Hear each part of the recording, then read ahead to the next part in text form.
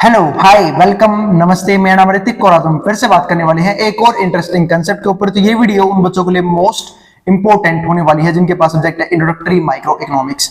तो semester first में जिन भी बच्चों के पास ये वाला सब्जेक्ट है उनके लिए वीडियो काफी इंपॉर्टेंट होने वाली है। तो चलिए शुरू करते हैं आज की वीडियो, जहां पे हम बात करेंगे इंट्रोडक्टरी माइक्रो इकोनॉमिक्स के लेसन नंबर 8 के एक और इंपॉर्टेंट कंसेप्ट के ऊपर। तो इसका इंट्रोडक्शनल वाला जो वीडियो है वो अपलोड हो चुका है ऑलरेडी। जिसने वो वीडियो ना देखी हो पर जाके वो आराम से आगे वो वाली वीडियो देखना, क्योंकि यहाँ पे मैंने टैक्स के बेसिक कंसेप्ट्स के बारे में बात करी है। उसके बाद आपको इस वीडियो पे आना है जहां पे हम समझेंगे इंपैक्ट्स ऑफ टैक्सेशन, यानी कि टैक्सेशन के इम्पैक्ट कैसे पड़ते हैं, क्या पड़ते हैं सेलर्स के ऊपर और बायर्स के ऊपर। तो चलो समझते हैं आज की वीडियो। और इस कंप्लीट सीरीज के नोट्स ऑलरेडी बन चुके हैं। जिन बच्चों को नोट्स परचेज करने हैं वो इस नंबर पे जाए 9667836336 यहाँ पे जाके नोट्स ले सकते हैं।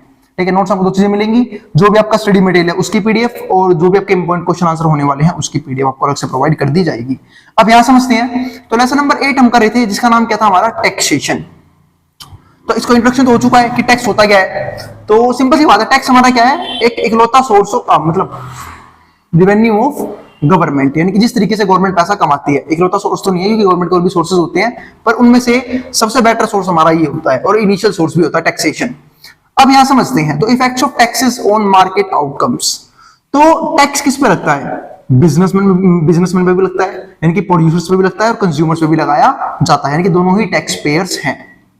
तो हमें इसे समझना है कि दोनों पे किस किस तरह के इंपैक्ट पड़ते हैं, यानी कि बायर्स पे क्या इंपैक्ट पड़ेंगे और जो हमारे प्रोड्यूसर्स हैं जिनको हम सेलर्स भी बोलते हैं उन पे क्या इंपैक्ट पड़ेंगे टैक्स लगने के बाद। अब यहाँ पे क्या लिखा हुआ है, effects of taxes on market outcomes, यानी कि मार्केट आउटकम्स के ऊपर टैक्स से क्या इफेक्ट पड़े हैं वो समझते हैं। तो market demand and supply interact in the market to determine the equilibrium price and quantity. हम सब जानते हैं कि जो हमारी मार्केट फोर्सेज है, अब मार्केट फोर्सेज कौन से होते हैं भैया, डिमांड और सप्लाई, ये दोनों मिलकर क्या काम करते हैं, इक्विलिब्रियम डिटरमाइन करते हैं, यानी कि एक तरह से मार्केट में संतुलन बनाए रखने की कोशिश करते हैं, डिटरमाइन करते हैं इक्विलिब्रियम प्राइस क्या होने वाला है। यानी कि डिमांड और सप्लाई जहां पे इंटरेक्ट करेंगे, एक दूसरे को काटेंगे, एक दूसरे को टच करेंगे, वो हमारा क्या हुआ, इक्विलिब्रियम पॉइंट, और वही पॉइंट हमारा क्या हुआ, इक्विलिब्रियम प्राइस। यानी कि जहां पे कंज्यूमर और प्रोड्यूसर यानी कि सेलर दोनों तैयार हैं एक पर्टिकुलर क्वांटिटी सेल करने के लिए और बाय करने के लिए। वही बात यहां पे लिखी है। तो market demand and supply interact in the market to determine the equilibrium price and quantity. Imposition of taxes affects the market equilibrium level of price and quantity. लेकिन दिक्कत क्या है, जब भी टैक्सेस लगाए जाते हैं तो वो अफेक्ट करते हैं, किस चीज को अफेक्ट करते हैं, इक्विलिब्रियम लेवल को, यानी कि मार्केट इक्विलिब्रियम लेवल को क्या करते हैं, अफेक्ट करते हैं, जो हम समझेंगे कि भी इसी वीडियो में आगे। तो level of price and quantity, तो टैक्सेस जो है ना वो डिस्करेज करते हैं। अब टैक्स किसको डिस्करेज करेंगे, एक सपोज करो अगर मैं आपको बताऊं कि टैक्स लगाया गया कॉर्पोरेट्स के ऊपर, ठीक है, कॉर्पोरेट्स के ऊपर टैक्स लगाया गया, यानी बिजनेस के ऊपर टैक्स लगाया गया है, तो उससे कौन हमारा डिमोटिवेट होगा, एक प्रोड्यूसर। क्योंकि प्रोड्यूसर को वो बचेगा, प्रोड्यूसर बोलेगा कि भाई एक तो मैं पहली बात कितना बड़ा रिस्क ले रहा हूं कि बिजनेस स्टार्ट कर रहा हूं, ताकि क्या मिले, लोगों को रोजगार वगैरह मिले, प्रोडक्शन की जाए बड़े लेवल पे, ठीक है, क्या नाम है, जो हमारी अनएम्प्लॉयमेंट की प्रॉब्लम उसको दूर कर पाए, वो प्रोडक्शन लेवल को बढ़ा पाए, जीडीपी को बढ़ा पाए, और ऊपर से जो टैक्स भी पे करना है। लेकिन दिक्कत क्या है, अब जो टैक्स पे करेगा तो कहीं ना कहीं इसका प्रॉफिट क्या हो जाएगा, कम हो जाएगा, यानी कि टैक्स बढ़ेगा तो उसका प्रॉफिट यहाँ पे क्या हो जाएगा, उसका कहीं ना कहीं कम हो जाएगा, प्रॉफिट मार्जिन कम हो जाएगा। तो इसका मतलब क्या है, ये कहीं ना कहीं वो जो है डिस्करेज हो जाएगा कि ऊपर से मैं टैक्स भी दूं और लॉस हो गया वो मुझे झेलना पड़ेगा। तो ये सारी दिक्कतें होती है किसके साथ, एक बिजनेसमैन के साथ और एक कॉर्पोरेट के साथ। तो यही बात यहाँ पे है। तो taxes discourage production and consumption and creates market inefficiencies.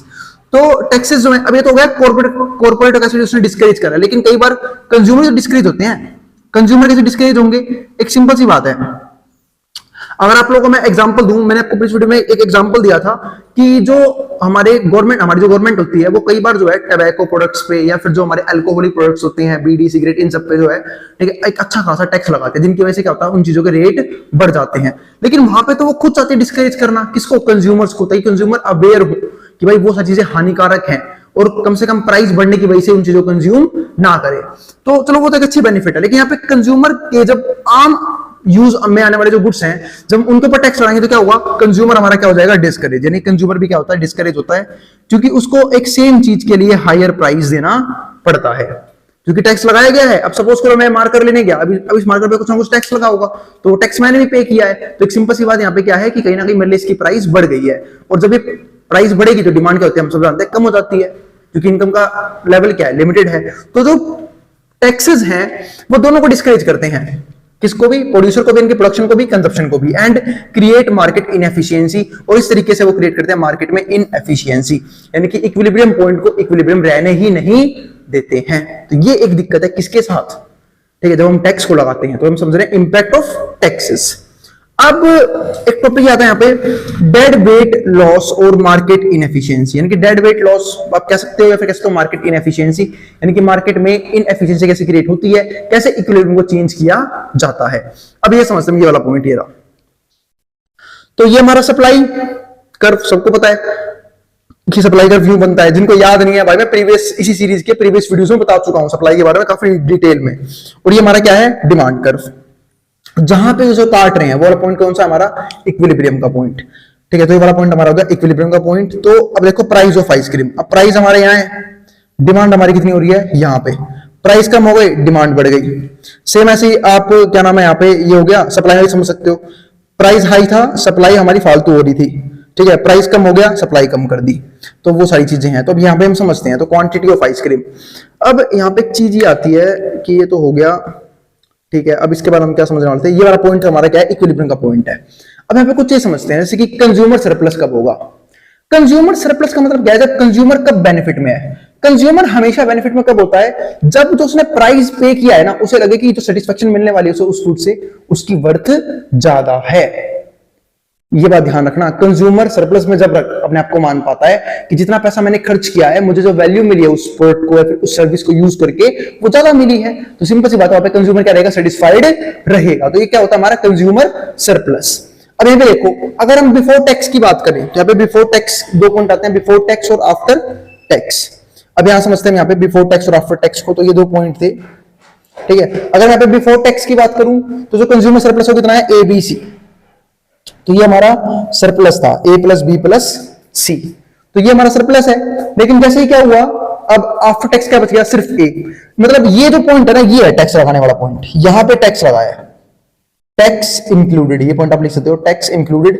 क्योंकि देखो टैक्स के बिना प्राइस ये था, अब जब प्राइस ये था तो ऊपर का जो भी पॉइंट होंगे सब में क्या मिलेगा, बेनिफिट मिलेगा, किसको, कंज्यूमर को, कंज्यूमर सरप्लस मिलेगा, ए प्लस बी प्लस सी, उसको गुड्स सर्विसेज यूज करने में काफी मजा आएगा। लेकिन अब प्राइस बढ़ गए, और प्राइस क्यों बढ़े, क्योंकि गवर्नमेंट ने क्या लगा दिया यहाँ पे, टैक्स। अब एक सिंपल सी बात है, अब वो टैक्स जो है कॉर्पोरेट लगता बिजनेसमैन के ऊपर, क्योंकि क्या एक टाइप का इनडायरेक्ट टैक्स है, कि लगेगा किस पे, हमारे प्रोड्यूसर पे, लेकिन उसे भरेगा कौन, कंज्यूमर, क्योंकि जो प्रोड्यूसर है वो होते हैं बहुत तेज दिमाग के, वो उसे उस गुड्स के या फिर उस सर्विस के प्राइस में ऐड ऑन कर देते हैं। तो एक सिंपल सी बात है, ए प्लस बी प्लस सी, पहले हमारा क्या था, कंज्यूमर सरप्लस, लेकिन जैसे ही प्राइस को यहां पे बता दिया गया, अब सिर्फ कंज्यूमर सरप्लस में क्या बच गया, ए आफ्टर टैक्स।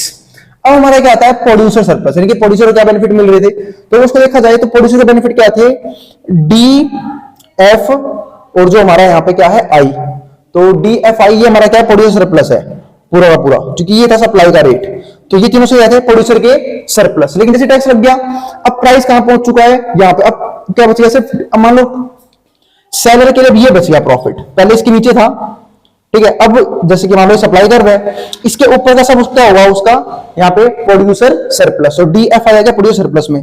लेकिन सपोज करो अब टैक्स की वजह से उसको भी अपना कुछ ना कुछ जो है वो कट करना पड़ेगा, प्रॉफिट का हिस्सा कुछ ना कुछ क्या करना पड़ेगा, कट करना पड़ेगा। ऐसा क्यों होता है समझाता हूं मैं आप लोगों को।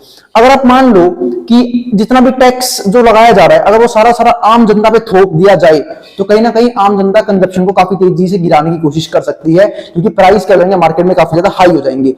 तो टैक्स बर्डन है ना, कहीं ना कहीं दोनों जने झेलते हैं, कॉर्पोरेट यानी कि प्रोड्यूसर भी झेलते हैं और कंज्यूमर्स भी झेलते हैं, और जो टैक्स का बर्डन प्रोड्यूसर भी झेलेंगे और कंज्यूमर भी झेलेंगे, तो कहीं ना कहीं प्रोड्यूसर को भी अपना प्रॉफिट का जो शेयर है वो सैक्रिफाइस करना पड़ेगा, यानी कि वो यहां पे आ गया। उसके पास दो ही पॉइंट होते हैं सरप्लस के, डी और एफ। लेकिन दिक्कत क्या है कि प्रोड्यूसर के पास ये ऑप्शन होता है, तो इसलिए वो टैक्स का बर्डन थोड़ा कम लेता है वो, क्योंकि उसे पता है अभी मैं प्रोडक्ट पे भी टैक्स भरना पड़ेगा, मुझे प्रॉफिट कम करना पड़ेगा अपना, और बाद में जब मेरा एक्चुअल प्रॉफिट आएगा मुझे उसका भी टैक्स देना पड़ेगा, तो उसको डबल टैक्स यहाँ पे देना पड़ सकता है। इसलिए मैं यहाँ पे कम से कम टैक्स, जो ज्यादा टैक्स है उसका बर्डन कंज्यूमर पर डालने की पूरी कोशिश करता है।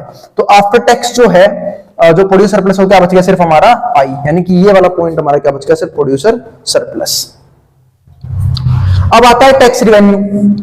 टैक्स रिवेन्यू बिफोर टैक्स क्या है, जीरो।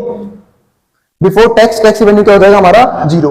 लेकिन जैसे ही टैक्स लगाया गया, क्योंकि अगर हमारा टैक्स रिवेन्यू है ही नहीं तो गवर्नमेंट के पास आ ही नहीं रहा, गवर्नमेंट टैक्स जा ही नहीं रहा, सिर्फ दो ही जने हैं, इसको हम क्या बोलते हैं यहाँ पे टू सेक्टर इकोनॉमी, यानी कि यहाँ पे गवर्नमेंट का कोई रोल ही नहीं है, क्योंकि गवर्नमेंट आती है थर्ड सेक्टर इकोनॉमी में, जो कि जिसकी हम बात कर भी चुके हैं नेशनल इनकम वाले चैप्टर्स में, कि टू सेक्टर इकोनॉमी क्या होती है, थ्री सेक्टर इकोनॉमी क्या होती है, ठीक है, कंप्लीटली ओपन इकोनॉमी यानी कि फोर सेक्टर इकोनॉमी क्या होती है, जहां पे रेस्ट ऑफ द वर्ल्ड भी आ जाता है। तो उस चीजों की हम बात कर चुके हैं। तो अगर दो सेक्टर हैं तो सिर्फ क्या होंगे, कंज्यूमर और प्रोड्यूसर होंगे, और मार्केट फोर्सेस यहाँ पे प्राइस को डिटरमाइन करने की पूरी कोशिश करता है।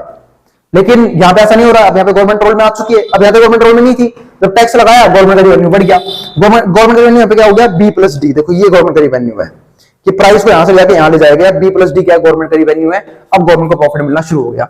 टोटल देखा जाए तो इन दोनों को ऐड कर देना, तो A plus B plus C D plus F plus I, और आफ्टर टैक्स क्या दोनों ऐड हो जाएंगे, तो ए बी डी और आई, ये हो गया हमारा।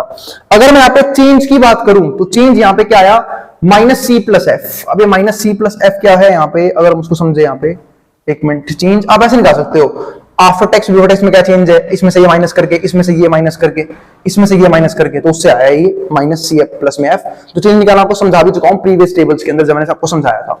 अब यहां पे समझते हैं incidence of taxes if taxes are levied on seller. लेकिन अगर सपोज करो टैक्सेस को सेलर पे लगाया गया है तो उसकी क्या क्या दिक्कत होती है वो समझते हैं। अब टैक्स किसकी बात कर रहा हूं, यहाँ पे सिर्फ टैक्सेस लगाए जा रहे हैं सेलर के ऊपर, जिसकी बात मैं कर भी चुका हूं। तो जब टैक्स सेलर के ऊपर होगा तो क्या होगा, अब वो समझते हैं। तो पहली बात तो अगर टैक्स सेलर के ऊपर लगाया है तो प्राइस बढ़ेंगे, क्योंकि सेलर उस टैक्स को बर्डन कम करने के लिए उस टैक्स के अमाउंट को क्या कर देगा, अपने गुड्स और सर्विसेज के रेट में यानी कि प्राइस में एड ऑन कर देगा। तो कहीं ना कहीं क्या होगा, प्राइस बढ़ जाएंगे। जब प्राइस बढ़ जाएंगे तो एक सिंपल सी बात यहां पे क्या है, प्राइस बढ़ने की वजह से अब बोलोगे भैया सप्लाई बढ़ जाएगी, नहीं, यहाँ पे सप्लाई बढ़ेगी नहीं, क्योंकि अब जो प्रोड्यूसर है वो क्या हो जाएगा, डिस्करेज हो जाएगा कि भाई अब मेरे को प्राइस बढ़ाने पड़ गए हैं, लोग मेरे प्रोडक्ट की डिमांड करेंगे नहीं, और जब लोग मेरे प्रोडक्ट की डिमांड नहीं करेंगे तो वो एज अ कंज्यूमर समझेगा कि मुझे जो है क्वांटिटी यानी कि सप्लाई जो है गिरानी पड़ेगी, मुझे कम से कम मतलब थोड़ी क्वांटिटी कम करनी पड़ेगी सेलिंग के हिसाब से। तो यहाँ पे देखो, आप ध्यान से देखो, अगर आप तो अगर मान लो ये 7 प्राइस 7 रुपए था, फिर टैक्स का इंपोजिशन हुआ, प्राइस 8 रुपए हो गया। जब प्राइस 8 रुपए हुआ तो यहाँ पे देखो, आपको दिख रहा है यहाँ पे एक शिफ्ट आया सप्लाई कर्व में, और ये क्या है, शिफ्ट है सप्लाई कर्व में, लेफ्टवर्ड शिफ्ट। और leftward shift in supply curve का मतलब क्या है कि कहीं ना कहीं यहाँ पे सप्लाई क्या हुई है, मार्केट में कम हुई है। और आप लोगों को याद होगा, एक बात हो गया दिलाता हूं कि सप्लाई कर्व में शिफ्ट कब आता है, जब कोई और फैक्टर सप्लाई को इंपैक्ट करे प्राइस को छोड़ के। क्या यहाँ पे प्राइस ने इंपैक्ट किया है, बिल्कुल नहीं। यहाँ पे किसने इंपैक्ट किया है, यहाँ पे टैक्स ने, टैक्स के रेट ने इंपैक्ट डाला है। तो प्राइस 7 से 8 हो गया, फिर हमारा 8 से कितना हो गया, 9। तो अब ये देखो इक्विलिब्रियम ई पॉइंट से हमारा ई डैश पे शिफ्ट हो गया, तो सप्लाई कर्व हमारे यहां से शिफ्ट हो गई। डिमांड यहाँ पे ऑलमोस्ट क्या है, सेम है, डिमांड कर्व सेम है। सप्लाई को चेंज किया गया किसके हिसाब से, टैक्स रेट के हिसाब से। अब जो ये चीज है ना, ये जो है, ये ट्रायंगल जो बन रहा है यहाँ पे, इसको हम बोलते हैं मार्केट इनएफिशिएंसी या फिर dead weight loss. Dead weight loss, ये चीज ध्यान रखना, डेड वेट लॉस। तो अब देखो प्राइस के बढ़ने की वजह से यहाँ पर डिमांड कर्व दिख भी रहा होगा। क्वांटिटी पहले 100 कंज्यूम की जा रही थी, प्राइस 8 हुआ, फिर 9 हुआ, तो क्वांटिटी अगर दी यहाँ पे कम कर दी, यानी कि क्वांटिटी कम कंज्यूम करेगा कंज्यूमर, इसलिए प्रोड्यूसर क्या करेगा, कम सेल करेगा। हाँ, मतलब कम प्रोडक्ट बनाएगा और कम सेल करेगा। एक तो ये कंसेप्ट था। एक यहाँ पे एक चीज ये भी आती है, incidence of taxes if taxes are levied on seller की बजाय बायर। अगर बायर के ऊपर अगर टैक्सेस लगाए जाए तो बायर क्या करेगा। तो ये बात तो मैं यहां भी समझा सकता हूं आप लोगों को कि अब यहाँ पे 2 डिमांड कर्व बनेगी। ध्यान से समझना बस एक बात में, क्योंकि नया डायग्राम बनाने का कोई मूड नहीं है मेरा, ठीक है। तो ये हमारा बन गया, आप इसमें समझ सकते हो इस बात को। उस केस में क्या होगा, सप्लाई कर्व एक सिंगल रहेगी, ठीक है। आपको नोट्स में दिखा भी दूंगा, वो कर्व जो मैं वहां पे तो अपलोड कर दूंगा, मतलब वहां पे आपको मिल जाएगा वो डायग्राम। यहाँ पे समझा देता हूं आपको, वो कुछ ऐसा बनेगा। अगर मैं बनाने की कोशिश करूं, रफ डायग्राम बनाते हैं इसके लिए। ये मार्कर क्यों नहीं चल रहा मेरा, दूसरा मार्कर यूज करते हैं, बिल्कुल एचडी क्वालिटी में समझाएंगे। ये रहा, तो ये आ गया हमारे पास। अब अगर मैं बात करूं यहाँ पे, तो यहाँ पे डिमांड कर्व दो होंगे, एक डिमांड कर्व यूं, एक डिमांड कर्व हमारा यूं। सप्लाई कर्व एक सिंगल सप्लाई कर्व होगी यूं, ठीक है। तो ये हमारा कुछ डायग्राम बनेगा यहाँ पे। बाकी में 2 डिमांड कर्व क्यों, क्योंकि हम बात कर रहे हैं सेलर की। तो सेलर केस में क्या होगा, तो सप्लाई बढ़ेगी या सप्लाई कम होगी। सप्लाई कम कब होगी, जब टैक्स का रेट इंपोज किया जाए, टैक्स को बढ़ाया जाए। अगर टैक्स कम कर दूंगा तो सप्लाई बढ़ जाएगी, क्योंकि टैक्स कम करने की वजह से क्या होगा, प्राइस भी कम देना पड़ेगा किनको, कंज्यूमर्स को, तो सप्लाई बढ़ा देगा वो। लेकिन सपोज करो मैं बात कर रहा हूं कि बायर कैसे रिएक्ट करता है। अब एक सिंपल, टैक्स बढ़ाया गया है, और जब टैक्स बढ़ाया जाएगा तो इसका मतलब क्या है कि मार्केट में प्राइस लेवल बढ़ चुका है टैक्स के बढ़ने की वजह से। और जब चीजें महंगी हो चुकी है, इनफलेशन क्रिएट हो रहा है, तो अब लोग क्या करेंगे, कहीं ना कहीं डिमांड को कम करेंगे। क्यों? क्योंकि प्राइस बढ़ने की वजह से डिमांड क्या होती है, कम होती है, और इसी को हम क्या बोलते हैं, लॉ ऑफ डिमांड। तो डिमांड में शिफ्ट आएगा। अब डिमांड में शिफ्ट कैसा आएगा, लेफ्टवर्ड शिफ्ट, यहाँ पे, ठीक है, लेफ्टवर्ड शिफ्ट देखने को मिलेगा, जिसको हम क्या बोलते हैं, डिक्रीज इन डिमांड। ठीक है, और अगर आप बात करूं तो पहले इक्विलिब्रियम ये पॉइंट हो सकता है, बाद में हमारा इक्विलिब्रियम ये वाला पॉइंट बन जाएगा। तो कुछ इस तरह का हमारा यहाँ पे इस केस में ग्राफ बनेगा। तो ये तो हमारा आज का वीडियो, जब हमने समझा कि टैक्स के इंपैक्ट क्या क्या हो सकते हैं।